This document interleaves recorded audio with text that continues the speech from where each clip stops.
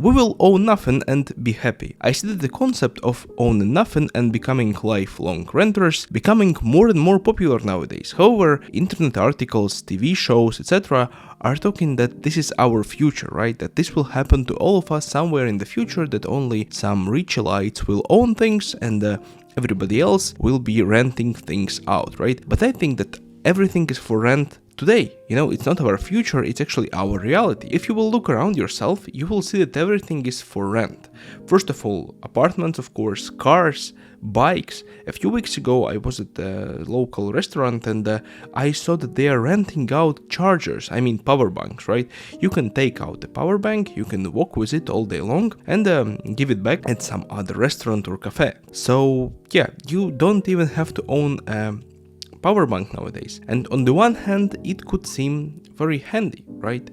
On the one hand, it could seem a very cool thing, what's bad about renting out the charger? But I think this is a sign of where we're heading, actually. Even the things which are not for rent are kinda for rent, such as mobile phones. Most people take a credit or a loan or some kind of trade-in option in order to buy themselves a new iPhone, right? They are not paying for the phone in full, they are paying in monthly installments, and after 2 years they are bringing their phone back and taking the new one. The same is with cars, of course. Since cars are much more pricey, you never buy yourself a car. Most people just go there, they pay a small amount of money and then they pay monthly lease for a car.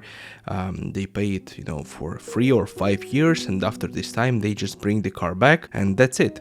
Here you go, you have a new and shiny car, but in reality you never owned this car or a phone, you leased it for years, you actually rented it out for years from this company. You paid huge amount of interest for that, it of course depends on the country. In more developed countries the interest is not as high, but in reality you paid a lot of money for nothing, since you chose to pay for this phone or a car bit by bit, right? You chose not to pay in full, and in reality you rented it out from a company in case you didn't pay it in full and took a new one. And that's actually an endless cycle. You take a new phone or a new car and then you continue your monthly payments without actually thinking that you don't own the thing. You never owned it and you will never own it, right? For me it's a crazy thing to think about, actually. And yet most of the people are very comfortable with such a thing, especially considering the fact that for most of the people it's very hard to have self-control and control themselves in a way to save money. Why people are taking out,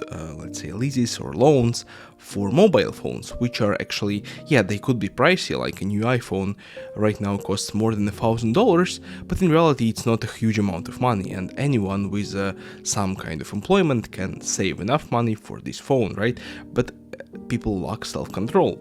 They just go and lease this phone because they can't save the money. They can't really put away a part of their paycheck at the beginning of the month. No, instead they are going out there and taking loans, and the companies and the corporations are doing that for them. They are taking part of their paycheck at the beginning of the month every month. That is actually a beginning of a concept of owning nothing, since despite you thinking that you own the thing, in reality you don't. It belongs to the company. You do not own it. So some people themselves are beginning to think that it's better not to own things such as real estate or cars, since, let's say, it's very kind of handy to take out a car sharing. You don't have to actually put in gas in it, you don't have to pay for the repair of the car, etc, etc. And from this viewpoint, I can agree with that. I talked with lots of people who think that it's better not to buy real estate. It's better not to have a mortgage, but to rent all their life long, since taking out a mortgage will tie them to a very specific place. And on the one hand, I of course can understand that, right? Since being tied to the one place all your life long is pretty depressing, right? But on the other one, never owning an actual piece of real estate is actually scary.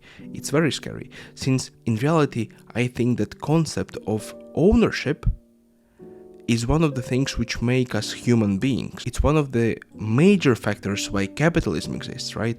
We all want to own things, but people are being trapped in the lifestyle that after living this lifestyle for a long period of time, they themselves begin to think that they do not want to own the things. And that is crazy for me. It is actually very crazy, since there is nothing better than owning a thing. And of course you can say that mortgage is the same loan, mortgage is the loan, right? And you're just paying for it on monthly basis, the same as for the leasing for a car, or rent. But I would disagree, since mortgage is the only kind of loan that I see nowadays, at least in my region. I am not sure how it's happening in like other parts of the world, but I suppose it should be very similar. That's one of the only loan types in which you actually own the thing by the end of it, right? And not only you own the thing, it actually grows in price, right? If you will buy a car, let's say you will pay it in full, you are not going to lease it, you are going to pay for the car in full. At the end of 5-year period, your car will be actually worthless. It will lose like 50% of its cost, in case it's not like a Porsche 911, some limited edition, right? And most probably it's not. It loses the value. But the real estate grows in price, especially in developed countries. So I think that taking out a mortgage is a pretty logical step here. And I think that why I'm actually talking about mortgage here is because I think that the only way to become rich for each and every one of us, without exceptions, is to own things, is to own assets, even when it's very hard to acquire such things. And nowadays, it's very hard to acquire things in full when compared to, let's say, the times of our granddads, right? When you could have bought yourself an apartment for, 3 peanuts and 2 coins. Nowadays it's way harder. You have to actually save a lot of money for the first payment for anything, let's say an apartment, right? Or if you want to buy an apartment in full, you have to save like for years and years and years, even maybe for decades, in case you are not like a businessman who succeeded. So of course it's harder for us than for our grandparents to own things. However, I still believe that it's very much possible. And it's possible by actually avoiding unnecessary debt. That's the first thing first. And the other thing is by not buying the things in lease, by not renting out the things which you can buy in full. Right now I'm not talking about the apartment, I'm talking, let's say, about the car, right? You have option number 1 to go there and use car sharing every day, or to lease out the car, the option number 2, and pay interest every month. And the option number 3 is to wait, not to actually ride a car for some time, use public transportation, or maybe drive a better car, or maybe don't drive a car at all if it's possible. Since actually lots of people who own cars and who own those, of course, on a lease are owning them just because they think they need a car. But in reality, they live, let's say, in a big city where they can actually, live perfectly fine without an actual car. They can use public transportation.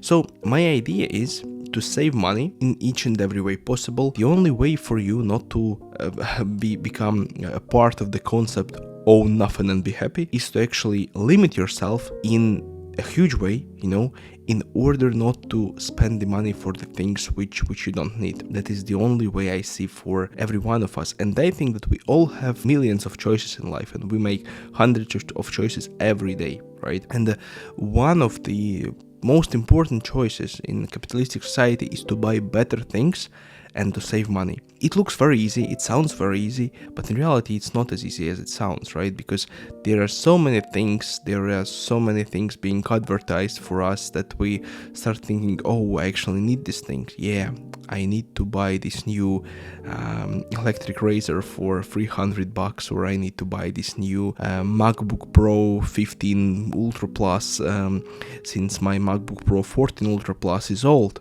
No, it's not. Just stay with your MacBook 14 Ultra Plus.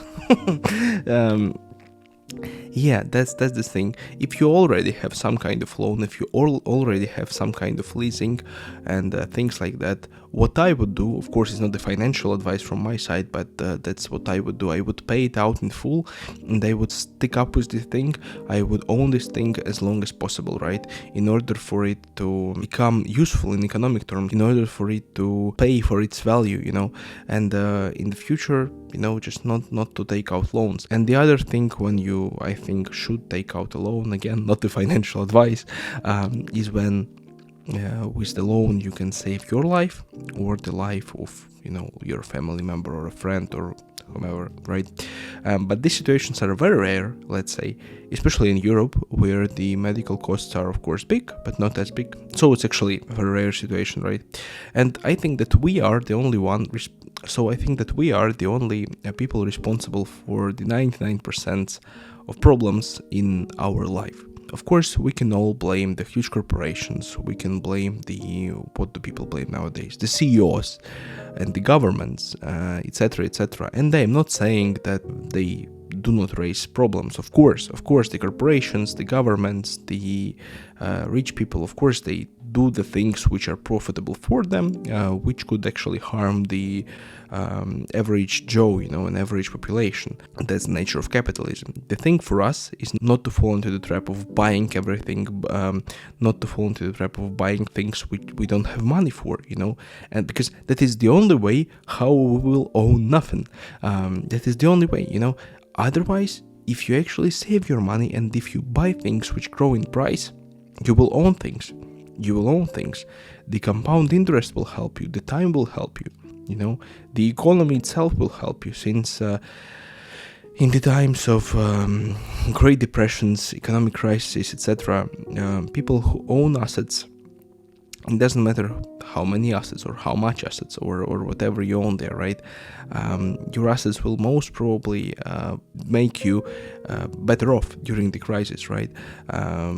So yeah, that's the thing, and that is only your choice to own things, and that's, I think, the only way how we will be able to afford anything, from car to apartment to traveling. First you fund your necessities, right? But then when you have some assets under your belt, you can start buying other things, which make you happy, actually, such as traveling, etc. It's always possible. The thing is that you have to be patient at the beginning. You have to actually stuck to your plan, and maybe for some time you will look poor. Maybe somebody will call you poor. Maybe you will feel that way, actually. Then everybody is driving a great car, everybody has a great new iPhone, and you are there with iPhone, whatever.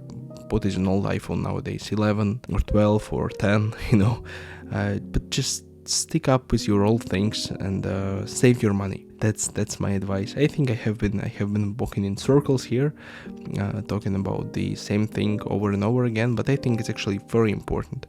That's actually very important to do so. Thank you so much for listening to this. I hope you enjoyed this small podcast of mine. If you did, press like button under this video.